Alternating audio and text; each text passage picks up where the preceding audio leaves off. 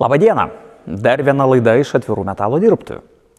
Ir šiandien mes pakalbėsim apie koroziją. Liaudyje dar žinoma su žodžiu rūdys.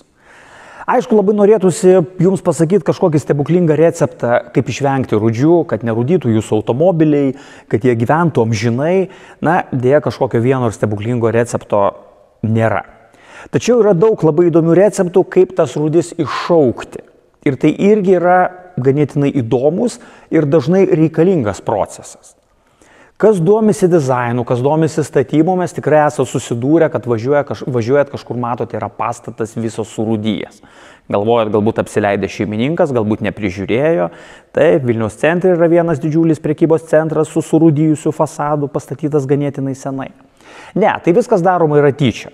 Tai yra toks dizainas, tai yra savotiška estetika, tai yra gražu, galima pas save kieme galbūt mažą kažkokį daiktą pasidaryti skulptūrą, galbūt kažkokią nedidelę pavėsinę ir galbūt iš vienos pusės ją galima puoselėti, prižiūrėti ir kad jinai būtų visada graži, blizgi, tvarkinga. Galbūt būtų sprendimas tą pavėsinę ar tą skulptūrą būtent tyčia užleisti rūdim, kad jinai visa vienodai tolygiai surūdytų ir būtų vėlgi labai gražus, netipiškas eksterjero jūsų akcentas. Tikriausiai vėl daugeliu yra girdėtas Corteno pavadinimas. Tai yra specialus plienas tyčia sukurtas būtent šitom užduotim, būtent fasadam, būtent kažkokiom skulptūrom, kažkokiom eksterjero detalėm. Tai yra plienas, kuris savo sudėtyje turi labai nedidelį kiekį chromo ir nikelio, ten kažkas apie 1% iki 1%. Kadangi žinom, chromas nikelis čia kaip ir jau kvepia truputėlį nerūdyjančių plienų, tačiau, taip pasakyti mes negalim. Tas chromas su nikeliu ten yra įdėtas tik tai tam, kad plienas pas mus labai gražiai rūdyja, susidaro labai gražiai raudono oksido paviršius, tačiau lyginant su standartiniais mažangliais plienais, tas oksidas nesiskverbia gilyn. Čia kyla klausimas, tai jeigu aš noriu pas save pasidaryti kieme kažką gražaus, kas man patinka, tai man ar būtina pirkti dabar tą specialų plieną, ar visgi aš galėčiau panaudoti mažanglį plieną. Aišku, jeigu jūs turit galimybę, faktas, kad tam specialus skirtas plienas labai būtų geras dalykas. Tačiau mažanglis plienas irgi lygiai taip pat puikiai tinka. Neteko skaityti, kad ir Corteno plienas jisai nėra toks jau superinis, kaip apie jį kalba marketologai. Irgi teko skaityti, kad didžiuliai pastatai, kurie buvo pastatyti galbūt tokiam truputėlį šiltesniam, drėgnesniam klimate ir kur gamintojas iš tiesų garantavo ganėtinai ilgus tarnavimo laikus, jisai ten per 5 ar per 10 metų iš tiesų pilnai kiaurai surūdijo ir iš to pastato vėlgi nieko neliko. Mūsų sąlygomis iš savo patirties galiu pasakyti, jeigu jūs paimsite 3 mm plieno lakštą mažanglio, padarysit jį pilnai surūdijusi paviršių, jisai tikrai jums stovės minimum 15 metų, kurie, žinau, pastatas stovi. Ir aš manyčiau, kad dar drąsiai jiems duočiau kokių 20-30 metų, kad jisai tikrai nesurūdys. Taip, tie lakštai stovi truputėlį įstrižai, ant jų lietus ir sniegas nesikaupia, neužsilaiko, jis visą laiką nuslysta, nuteka, bet statinys yra gražiai padengtas oksido sluoksniu. Kaip dabar tą procesą, ar verta jį spartinti ar ne? Aš manyčiau verta, nes jeigu jūs pastatysite savo tą statinuką ir lauksite, kol jisai natūraliai jums surūdys, sakykime, tas procesas nebus taip estetiškai gražus. Jums turbūt reikės palaukti galbūt kokį ir mėnesį, o galbūt ir pusmetį. Nes pirmą jisai pradės rūdyti plėmais, tada jisai pradės rūdyti kažkokiais nutekėjimais. Faktas, kad žmogus nori, kad jam vakare padarė, ryte pasistovi jau pabaigtas jo vizijos įgyvendinimas. Receptų vėlgi yra daug. Galima naudoti įvairius cheminius reagentus. Jeigu norit, kad procesas įvyktų greitai ir tolygiai, mes naudojam labai paprastus cheminius reagentus. Tai yra prekybos centre nusipirkta druskos rūgštis. Jos stiprumas yra kažkur apie 30%. Ir elementariausias sodininko purškeklis. Rekomenduojam iš karto, nepurškite su koncentruota rūgštim. Atsiskieskite ją ganėtinai stipriai. Galite atsiskiesti 5 kartus, galite 10 kartų. Jeigu purkšit sukoncentruota rūgštim, tikėtina, kad jums iš viso rūdimas labai lėtai užsikurs. Atsiskieskit vandenuku. Vėlgi ruošinį pageidautina, jeigu norit gražaus, greito rezultato, nusivalyti iki metalinio blizgesio. Tačiau teko mums susidurti ir tokios situacijos, kad buvo dideli lakštai, kurie tiesiai atkeliavo iš pardavėjo, buvo dengti ir oksidais, ir tepalais, ir dar velniai žino ko. Tai procesas užtruko truputuką ilgiau, bet vėlgi rezultato galima pasiekti lygiai taip pat sėkmingai. Kągi, imame purkštuką su jau atskiesta druskos rūgštim, taip, ir užsidedam pirštines.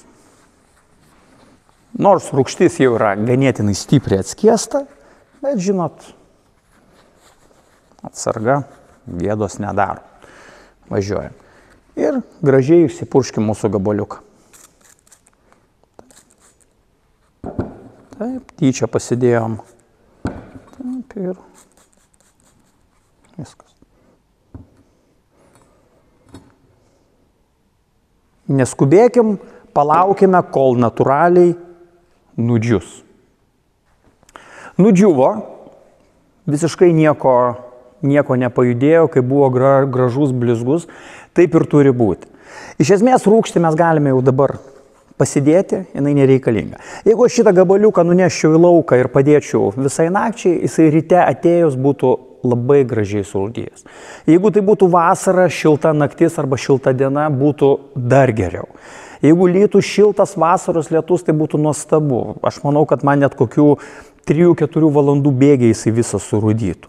Na, kadangi yra ruduo, mes esame uždaroj patalpoj, ką mes imam? Mes į mūsų purškeklį sodininko pripilam vandens. Paprasčiausia vandens.